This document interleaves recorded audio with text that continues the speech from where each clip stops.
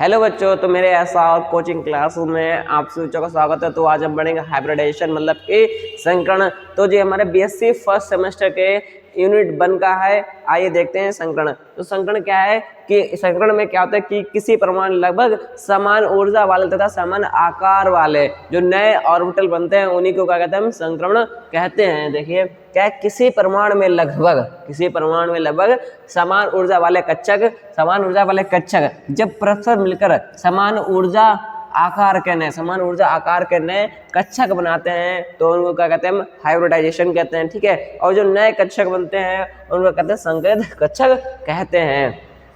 अब देखें संकरण के लक्षण क्या होते हैं। तो सबसे पहला लक्षण हमारा पहला आता है कि संकरण में बनने वाले जो कक्षक होते हैं उनमें सदैव समान आकार और समान और समान ऊर्जा के होने चाहिए। ठीक, जो संकरण बनते हैं तो उसमें क्या क्या लक्षण होता है कि उन्होंने समान आकार और समान ऊर्जा के कक्षक होने चाहिए, तभी हमारा संकरण जो है करेगा।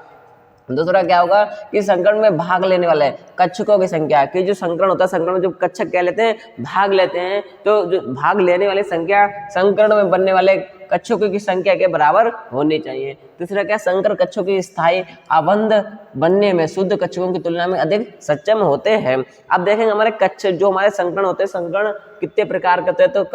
तो संकरण हमारे 3 प्रकार के होते हैं। यहाँ पर एसपीडी का जो संकरण निम्न प्रकार के पूछे, संकरण एसपीडी होते हैं। अब इनके जो संकरण होते हैं निम्न प्रकार के होते हैं। तो पहला होगा हमारा एसपी, फिर हमारा sp2, फिर होगा sp3, फिर होगा sp3d, फिर होगा हमारा sp3d2 संकरण। आइए हम देखते हैं पहले sp संकरण क्या होता है।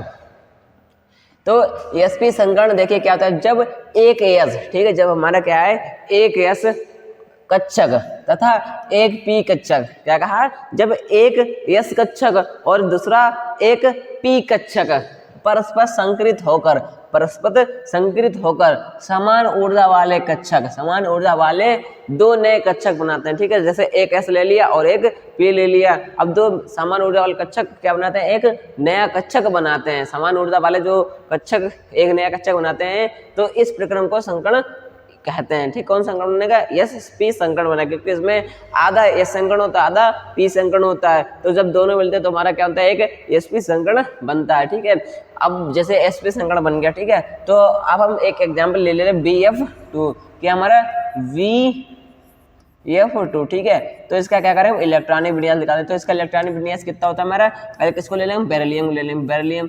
देखिए तो क्या है हमारा 1s2 2s2, ठीक, 1s2 2s2, क्योंकि बेरिलियम जो होता है, बेरिलियम का जो परमाणु क्रमांक जो होता है कितना होता है, 4 होता है। तो हमारा कितना 1s2 हो गया और 2s2 हो गया। ठीक है, तो जब हम इसके मूल अवस्था देखते हैं तो 1s में पूरे हमारे भरे होते हैं और 2s में भी भरे होते हैं। ठीक, अब हम उत्तेजित अवस्था में देखते हैं, क्या देखते हैं हम, उत्तेजित अवस्था में जो इलेक्ट्रॉन होते हैं, जो 1s वाला तो कंप्लीट होता है, लेकिन जो 2s में जो 2 इलेक्ट्रॉन होते हैं तो उसमें जो एक इलेक्ट्रॉन उत्तेजित होकर दूसरे कक्षक में पहुंच जाता है, तो जो हमारी अवस्था कौन सी कहलाती है, एक उत्तेजित अवस्था कहलाती है। तो हम देखेंगे BF2, तो हम देखेंगे BF2 में यहाँ पे कितने 2, यहाँ पे कितना 1, यहाँ पे कितना 1। तो जो देख, तो जो हमारा एक एस जो हो गया, एक एस जो होगा और एक पी हमारा जो हो गया। तो जब इन दोनों का संकरण हुआ तो जो यहाँ पे हुआ एसपी संकरण हुआ, सुना ही नहीं है। देखिए तो एक एस वाला पहला एस तो हमारे यहाँ पे, ठीक है, तो 2s का पहला यहाँ पे ले लिया और 2p का एक यहाँ पे ले लिया। जब इन दोनों के बीच संकरण कराया गया तो यहाँ पर कौन सा संकरण बना हमारा sp संकरण बना। देखे तो sp संकरण कक्षकों की आकृति कैसी होती है, रेखीय होती है। कैसी होती है हमारी आकृति, जो उसकी कैसी होती है हमारी, रेखीय होती है। जैसे ये हमारा क्या है b, ठीक, फिर हमने f, फिर हमारा क्या हो गया f, ठीक, तो ये हमारा क्या होगा f, तो BF2, ठीक है। और इसका जो एंगल बनेगा, मतलब तो कोण बनेगा कितना बनेगा, 180 डिग्री का बने। तो ये हमारा कौन सा है BF2, किसका एग्जाम्पल है, एक हमारे ASP संकरण का एक एग्जाम्पल है। ठीक है, तो इसके परमाणु क्रमांक का बंधन कोण कितना होता है, बंध कोण कितना होता है, 180 डिग्री होता है। और प्रत्येक ASP संकरण में अक्षीय अतिव्यापन द्वारा 2 सिग्मा बॉन्ड होते हैं। ठीक, कितने 2 सिग्मा बॉन्ड होते हैं। अब देखते हैं sp2 संकरण क्या होता है। ठीक है, इसमें एक s, ठीक है, जब sp2 संकरण होता है, sp2 संकरण में क्या होता है, इसमें एक s प्लस 2 P होते हैं तो जो संकरण बनता है वो हमारा sp2 संकरण कहलाता है। ठीक समझाए ना कि इसमें क्या होगा, एक S होगा और 2 P होंगे, और जब इन दो को बीच में क्या होगा, संकरण होगा, तो ये संकरण कौन सा कहलाएगा, हमारा sp2 संकरण कहलाएगा। देखो इसमें क्या होगा, एक S होगा और 2 P कक्षक परस्पर आपस में संकृत करके जो एक नया कक्षक बनाते हैं उसको हम क्या कहते हैं, sp2 कक्षक कहते हैं। क्या कहते हैं, sp2 संकरण कहते हैं। ठीक है, पी कक्षक परस्पर संकृत होकर समान ऊर्जा के 3 नए कक्षक बनाते हैं। ठीक, समान ऊर्जा वाले 3 नए कक्षक। 3 नए कक्षक कैसे हो, क्योंकि 2 हमारे इसमें क्या होगा, पी हो गए और 1 हमारा एस हो गया। जब तीनों को जोड़ेंगे तो हमारा कौन सा 3 नए कक्षक बनाते हैं, और इस कक्षक को क्या कहते हैं, हम sp2 संकरण कहते हैं। ठीक, तो उदाहरण के लिए जैसे हमने ले लिया BCl3, क्या ले लिया, BCl3। ठीक है, जब हमने क्या ले लिया, BCl3 ले लिया। ठीक है, तो जब देखिए जैसे BCl ले लिया, ठीक है, तो B मतलब क्या होगा, बोरान।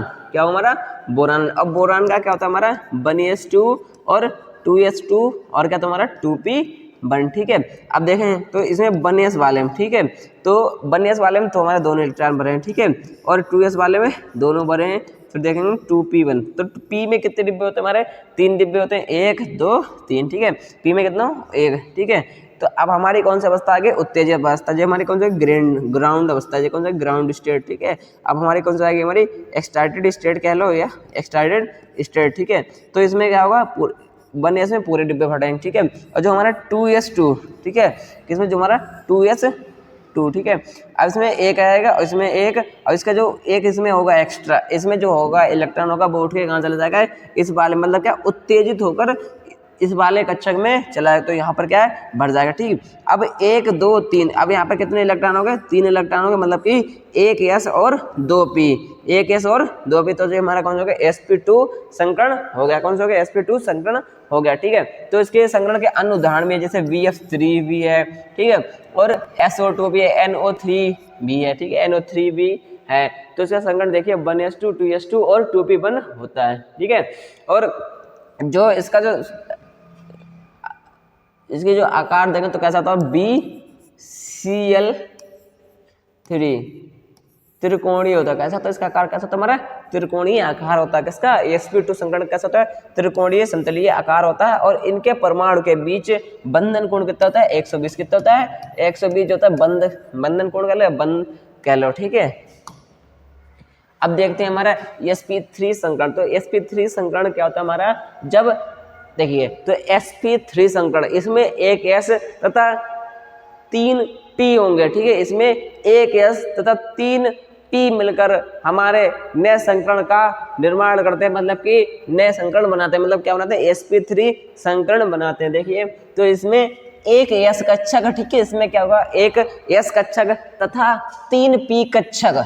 ठीक है, इसमें 1 s कक्षक तथा 3 p कक्षक आपस में संकृत करके हमारे 4 संकरण बनाते हैं। हमारे 4 क्या बनाते हैं, नए कक्षक बनाते हैं। हमारे 4 क्या है, नए कक्षक बनाते हैं, जिसे हम sp3 संकरण कहते हैं, जिसमें 1 s और 3 p का संकरण से हमारे 4 नए कक्षक का निर्माण होता है, जिसे हम sp3 संकरण कहते हैं। आइए देखते हैं sp3। अब हमने ले लिया CH4, हमने क्या ले लिया, मैथेन। मैथेन क्या होगा, CH4। तो CH4 में जैसे CH4, ठीक है, अब देखें हम किसका, C का। तो C की जो मूल अवस्था होती है, C की मूल अवस्था, पहले इसका निकालेंगे इलेक्ट्रॉनिक विन्यास। तो इसका इलेक्ट्रॉनिक विन्यास कितना होता है हमारा, 1s 2s 2p2, देखो 2 2 4 6। ठीक है, तो इसका कार्बन का जो होता है हमारा कितना होता है, परमाणु क्रमांक 6 होता है। तो हमने इसका क्या कर लिया, इलेक्ट्रॉनिक विन्यास निकाल लिया। तो इसके मूल अवस्था में तो 1s में कितने होते हैं हमारे इलेक्ट्रॉन, 2 होते हैं। 2s में कितने इलेक्ट्रॉन होते हैं हमारे, 2 होते हैं। और 3s में, वो 3p में मतलब कि जो 1s में कितने हो गए, और इसमें 2p में कितने होंगे, 3 इलेक्ट्रॉन कितने होंगे हमारे, 2। ठीक, अब जब हमारे उत्तेजित अवस्था होगी तो इसमें कितने इलेक्ट्रॉन हो जाएंगे, 3 इलेक्ट्रॉन हो जाएंगे। देखो तो इसमें कितना हो जाएगा, 1। ठीक, 1 हो जाएगा। अब जो इसका जो है यहाँ पर कितना था, 2 था, यहाँ कितना था हमारा, 2 था। ठीक है, और यहाँ से उत्तेजित होकर किसमें चला जाएगा, इसमें जो है चला जाएगा। अब यहाँ से कौन सा गया, ये वाला उत्तेजित होकर किसमें चला गया, अगले वाले P वाले कक्षक में जो है चला गया। तो यहाँ पर कितने कक्षक बन गए, 1 s तथा 3p, 1 s तथा 3p के संकरण से हमारा किसका निर्माण होगा, 3 संकरण का निर्माण हुआ, मतलब कि 3p संकरण जो है यहाँ पर बना, ठीक है। और इसके अनुदाहरण भी जैसे CCl4 भी है, H2O भी है, SiF4 भी है, NH3 इत्यादि इसके जो है एग्जाम्पल है। अगर इसका संकरण बहुत पूछा जाए, संकरण कक्षक की आकृति कैसे होती है, चतुष्फलकीय होती है। कैसे होती है हमारी, होती है चतुष्फलकीय होती है, ठीक। कैसे होती है हमारी, चतुष्फलकीय होती है। और इनके परमाणु के बीच बंधन कोण कितना है, 109 डिग्री 28 मिनट होती है। कहीं कहीं पर इसका बंधन कोण 109 डिग्री 0.5 सेकंड 5 मिनट भी लिखी जाती है। अब हम देखेंगे sp3 संकरण, sp3d संकरण क्या होता है। तो sp3d संकरण में इसमें एक s 3p और एक d के संकरण से हमारे कितने 5 नए कक्षक बनते हैं। कितने 5 नए कक्षक बनते हैं। देखो इसमें एक s 3p एक d परस्पर संकृत होकर समान ऊर्जा के 5 नए कक्षक बनाते हैं। तो इस प्रकार के संकरण को sp3d संकरण कहते हैं। क्या कहते हैं, इस प्रकार के संकरण को sp3d संकरण कहते हैं। अब PCl5, तो P का हमारे इलेक्ट्रॉनिक विन्यास कितना होता है हमारा 1s2 2s2 2p6 3s2 3p3 3d0, ठीक है। क्योंकि जो हमारा P होता है, P का परमाणु क्रमांक कितना होता है 15 होता है। तो इसकी मूल अवस्था में जो 3s के पास कितने इलेक्ट्रॉन होते हैं हमारे 3s के पास कितने इलेक्ट्रॉन होते हैं 2 होते हैं। 3p के पास कितने हमारे होते हैं 3 होते हैं, ठीक है। कितने इलेक्ट्रॉन होते हैं 3 होते हैं। और 3d के पास हमारे कितने होते हैं, एक भी इलेक्ट्रॉन नहीं होते हैं। फिर जो इसकी एक उत्तेजित अवस्था आती है, ठीक है। तो इसमें उत्तेजित अवस्था आती है क्योंकि इसके पास जो है इसका जो डिब्बा जो है अनपेयर्ड है। अभी जो है इसमें इलेक्ट्रॉन जो है पूरा भर के, लेकिन अभी अनपेयर्ड भरा हुआ है। तो इसका जो एक इलेक्ट्रॉन उठ के यहाँ से जो है यहाँ चला गया, मतलब उत्तेजित होकर चला गया। तो यहाँ पे 1 2 3 4 5, ठीक है। तो इसमें एक s 3p और एक d सबको मिलाकर क्या बना sp3d संकरण बना। तो यहाँ पे क्या हुआ sp3d संकरण हुआ। तो sp3d में संकरण कक्षों की आकृति कैसे त्रिकोणीय द्विप्रमंडीय होती, कैसे होती है त्रिकोणीय द्विप्रमंडीय होती है तथा इनके परमाणुओं के बीच बंधन कोण कितना होता है 120 डिग्री व 9 डिग्री होता है, ठीक है। आइए देखते हैं इसके आगे। और पर हम देखेंगे कि हमारे sp3d2, अब अगला कौन सा हमारा sp3d2, ठीक है। अगला संकरण कौन सा हमारा sp3d2 संकरण है। जब एक s, ठीक है, इसमें क्या होगा जब एक s, ठीक है 3p और 2d, ठीक है, इसमें एक s 3p 2d के संकरण से 6 नए, ठीक है 6 नए कक्षक का निर्माण होता है। तो उसको हम क्या कहते हैं sp3d2 संकरण कहते हैं, ठीक है। तो जिसके हमारे पास एक एग्जाम्पल भी है, क्या है SF6, ठीक है। SF6 मतलब कि सल्फर।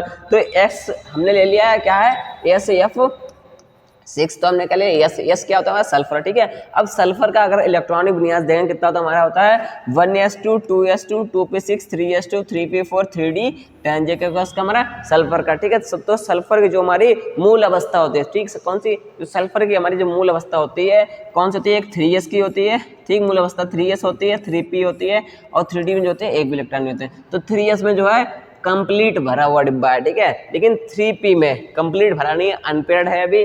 तो इसमें कितने हैं 2, इसमें कितने एक, इसमें कितने एक, इसमें एक भी नहीं। तो उत्तेजित अवस्था, तो उत्तेजित अवस्था में एक हमारा S वाला उत्तेजित होकर किस में चला जाएगा D में चला जाएगा। एक हमारा P वाला उत्तेजित होकर किस में चला जाएगा D में चला जाएगा, ठीक है। तो एक S यहाँ पे बना और 3p यहाँ पे बना है और 2d हमारा यहाँ बना है। तो इन तीनों को मिलाकर क्या बना हमारा sp3d का निर्माण हुआ है। किसका sp3d2 का निर्माण हुआ है। तो sp3d2 के संकरण की आकृति कैसी होती है हमारी अष्टफलकीय होती, कैसी होती है हमारी अष्टफलकीय होती तथा इनके परमाणु के बीच बंधन कोण 90 डिग्री का होता है। आज तक यही रखेंगे। तो अगली क्लास में देखेंगे हम बैचलर थ्योरी क्या होती है, बैचलर थ्योरी के क्वेश्चन कराएंगे। तो तब तक के लिए धन्यवाद।